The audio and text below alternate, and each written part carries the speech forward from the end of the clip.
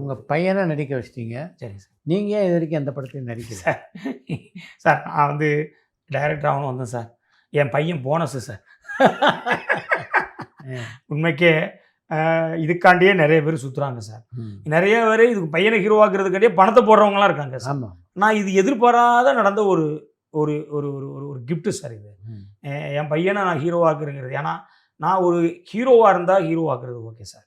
ஒரு டைரக்டராக இப்போ சந்திரசேகர் சார் ஆகியிருக்கிறாருன்னா, விஜய் சார் வந்து அவர் முழு மூச்சா அதில் ட்ரைனிங்கில் இருந்தவர் மனுஷன். அவர் வந்து சின்ன வயசில் அப்பா வந்து அதில் வந்து அப்பா வந்து இல்லைடா அப்படின்னு சார் சொல்லியிருக்காரு. ஆனால் விஜய் சார் தான் வந்து இல்லை நான் அப்படின்னு சொல்லிட்டு அந்த பேட்டியிலலாம் பார்த்துருக்கோம். அண்ணாமலை டைலாக் நான் பேசுனேன் அப்படின்னு சொல்லி சார் சொல்லியிருக்காரு. அது மாதிரி என்னன்னா இவன் எந்த மாதிரி இல்லை சார். பட் அப்படி ஒரு அச்சீவ்மெண்ட் வந்து அவர் இன்னைக்கு இது பண்ணிட்டார் சார். பட் நம்ம ஒரு சாதாரண ஒரு ஒரு டைரக்டர் ஒரு 10 படம் பண்ணியிருக்கிறோம். இன்னும் படங்கள் பண்ணுறதுக்கு இறைவன் கொடுக்குறாங்க. அதுக்காக நம்ம உழைக்கிறோம், உழைக்க தயாராக இருக்கிறோம். இதெல்லாம் நடக்குது சார். பட் இது வந்து திடீர்னு நடந்த ஒரு ஒரு நல்ல விஷயம் சார். இது நடந்தது நல்லதுக்கு சார். உங்களுக்கு ஆர்வம் இல்லையா நடிக்கிறதுல? சார் எனக்கு ஆர்வம் இல்லை சார். சார் நான் அப்படி இந்த ஆதார் கார்டுன்னு ஒரு படம் வந்துச்சுல சார்.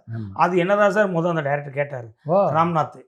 நான் சொன்னேன் இல்லைங்க, இருக்கிற வேலையை விட்டு பறக்கிற வேலைக்கெல்லாம் நான் வரல, வேணாம் ராம்நாத் அப்படின்னு. என் ஃப்ரெண்டு தான் அவர் கேட்டார், இல்லை நீங்கள் கதையை கேளுங்க, அது வந்து ஒரு எளிமையான ஒரு மனிதனை பற்றின கதை தான் அப்படின்னு சொன்னார்.